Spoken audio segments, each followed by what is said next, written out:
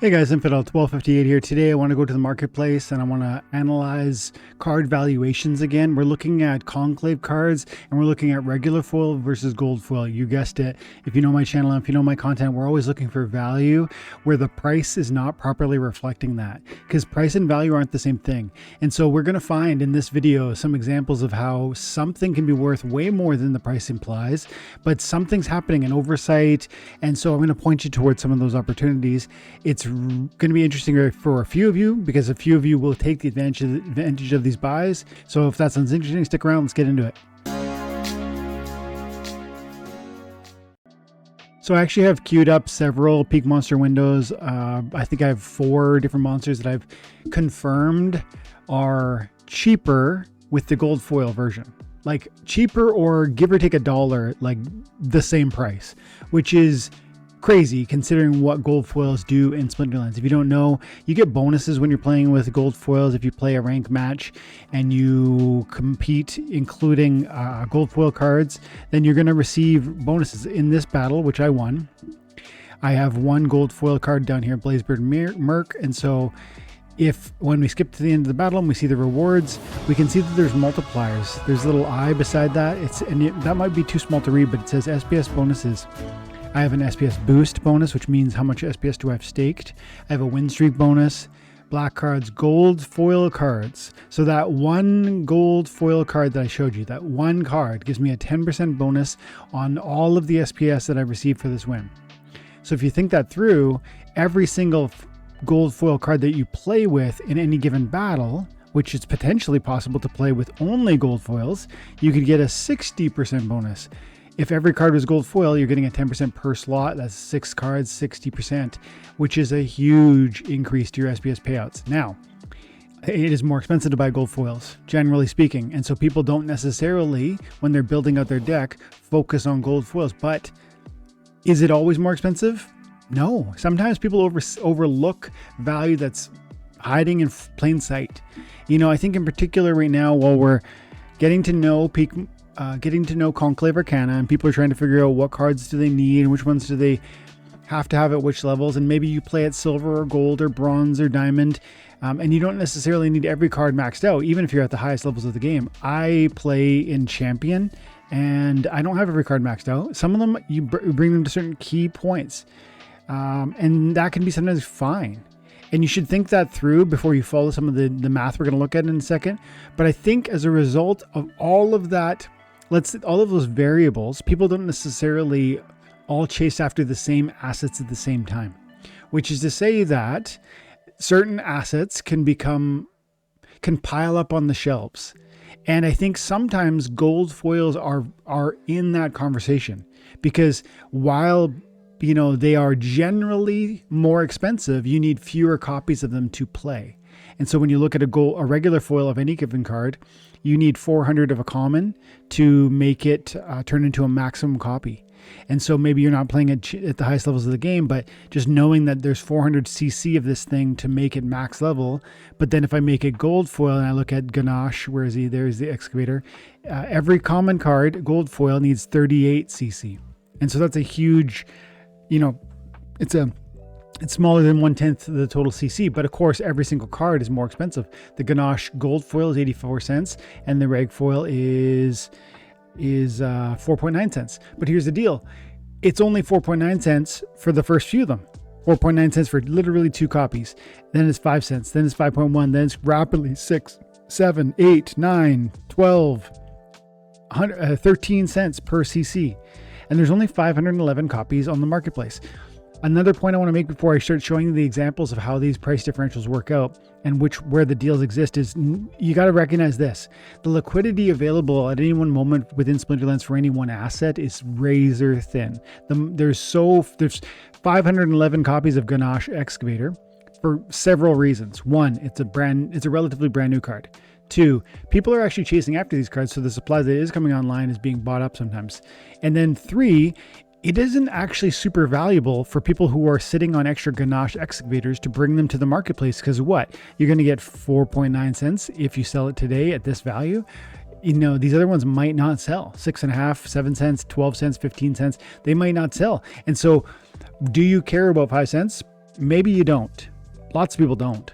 And for those reasons, the liquidity on the marketplace remains razor thin. No one's going to come on here and spend 1 DEC per listing to list a card for 5 cents. Unless they really just want to get rid of it, they're trying to find some liquidity. But that feeds into the fact that there is a relatively small sample size available. 511 is small in terms of available cards because we need 400 to make a max copy. And because of that, when one person comes into the marketplace of Splinterlands and buys a Ganache excavator, they're going to buy up enough marketplace to move the needle.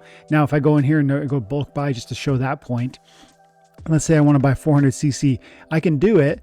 400cc is available. It's going to give me 285 different cards, and it's going to add up to 400cc because some of those cards have more than one copy built into them.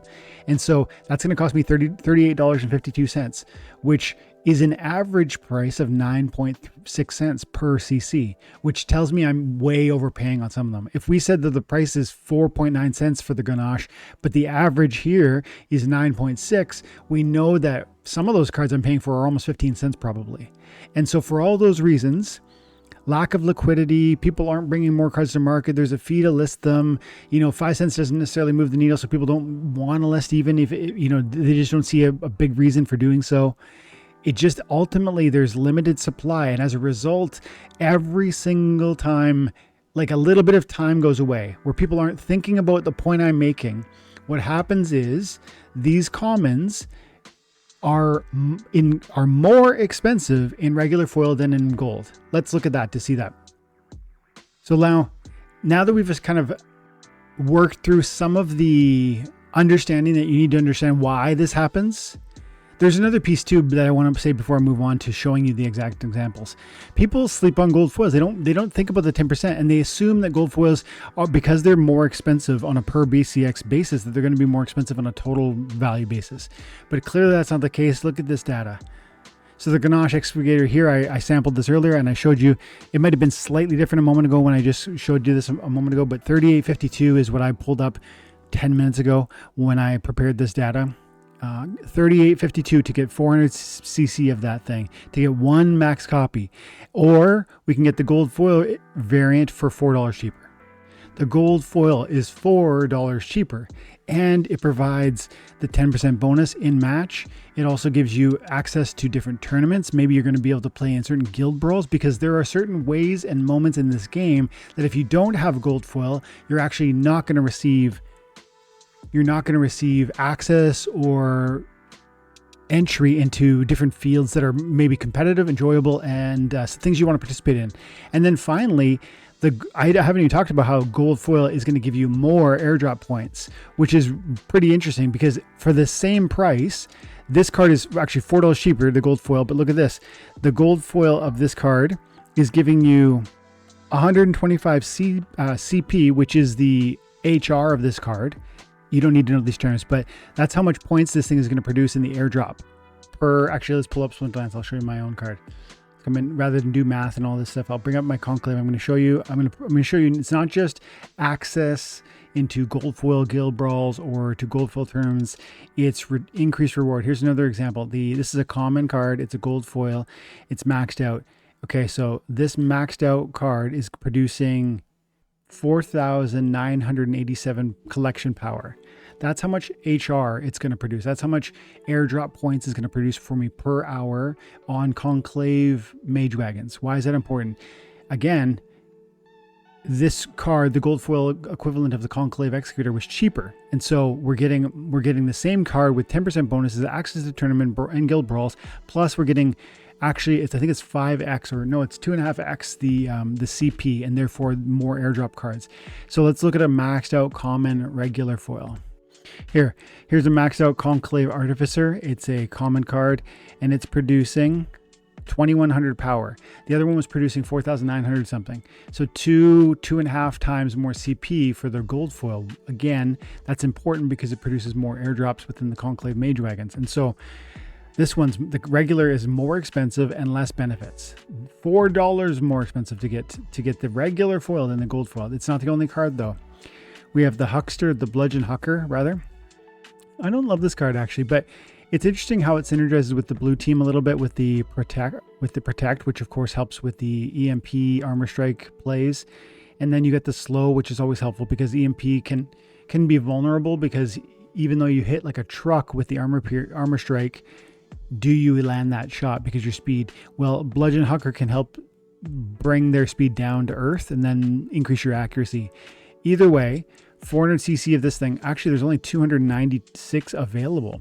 So to buy the floor, like every bludgeon hucker available, you're going to pay $34.89. And then if we come over here and we look at the goldies, you can buy a max copy in gold foil variant for the same price. That's 50 cents more, 25 cents more. This is a max copy, and this is a level, the reg foil is a level, it's not even a level 9. It's 4cc short of a level 9. So that's a no-brainer. I mean, that's crazy. And this is more indicative of the fact that there's razor thin supplies on the marketplace for these things. So if you need these cards, if you want these cards, you gotta think gold foil. It doesn't stop there. Bristol-born Brigand. Now, if you want to buy a max copy on this one, it's 2606. Sounds like a good deal. I actually don't love this card, but the Demoralizes is a nice support piece. It's got 8 hit points, and it's only 2 mana. The archery is almost irrelevant to me. I play this card as more of a meat shield or a sneak attack defense piece, for low mana cost. Anyways, $26 for the max copy. You are going to get a max copy. The gold foil is a little bit more. It's $5 more to get a max gold foil variant. And then I go, not only is a gold foil a deal, obviously a gold foil is a deal if it's cheaper than a regular foil. Of course. Yes, all the time. And we didn't even mention, by the way, survival, which is coming back soon, and gold foil has come back faster in survival. So there's just reasons why you want gold foils, especially if they're the same price or cheaper. But even when they're more expensive, marginally so, it is still very wise to think through, because like I said, double the airdrop points from Conclave Mage Wagons, faster return times in survival, tournaments, guild brawl bonuses, in-game rank reward, SPS payout increases, etc. All for $5 to get a max copy for $5 more than your reg foil. I strongly consider that one. And we got one final example. And I think I looked at 5 cards, and 4 of them had this math working for them. This is the 4th one, Buttercup Mauler. Buttercup Mauler, interesting card with the 5 bomb and the sneak attack. Reflection shield, which is nice because Tofu is still really dominant. Camouflage is nice. And then it's got the reveal, which is also cool because, you're a counter to camo. And some cards like Yabanius, man, when they stay hidden, they are a real nuisance to me. So the reveal is actually desirable, greatly desirable. Anyways, 400 cc of this card, $32. What is the gold foil variant going to cost you? $33.92, and you're getting a max gold foil, $1.50 more. Of course, you're buying that. And so I hope that we're improving the point that not only is there hidden value that people need to be aware of that's out there, and it isn't necessarily obvious. You come in thinking, I want to save money, so I'm going to buy the cheapest card. But the cheapest card isn't necessarily always the most effective or appropriate or optimized purchase for you and your account. Because even though you might have, let's say, 50 copies of the Grenache Excavator, you still need 350 more. Well, you can buy a gold foil variant much faster. And for all the reasons why the regular foil commons don't come to marketplace, the gold foil commons do. The gold foil commons come to marketplace because, people say to themselves, like, I don't really care about the Quillstorm Mage. If I could get 80 cents for it, sure. 80 cents is like almost $1. It starts to get into that conversation where you're like, mentally, you're like, yeah, if I could sell that for 80 cents, I would. And then people list, and the one DEC cost is not a barrier for these cards. And so often these card supplies will grow disproportionately as compared to the regular foils. And that's the real magic that's happening here. People are undervaluing the Grenache in the gold foil commons because they're saying to themselves, I would love to have another 80 cents. Maybe I could buy some extra common cards myself. And that starts to then create this incentive where we sell some of the more expensive cards that we're holding on to buy cheaper cards that are frankly in many ways overpriced because there's lack of liquidity. So I hope that makes sense to think that all through. I hope that's helpful. And I hope if you're looking for any of those cards, I hope you go and buy these. I hope you're the one that enjoys those discounts. Frankly speaking, it's probably like 1 or 2 people could do this, right? It's not everybody that can take advantage of this. This is something to check in on regularly if you're still growing your conclave set. And of course you can get these cards also from starter packs, at least the regular foil variants.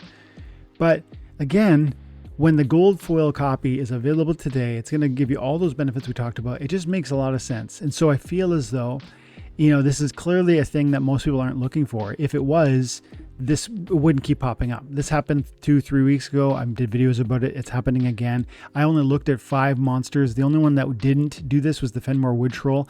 It was like $30 versus $20 on the gold foil. And even that, I would argue, is still an example of you should buy the gold foil.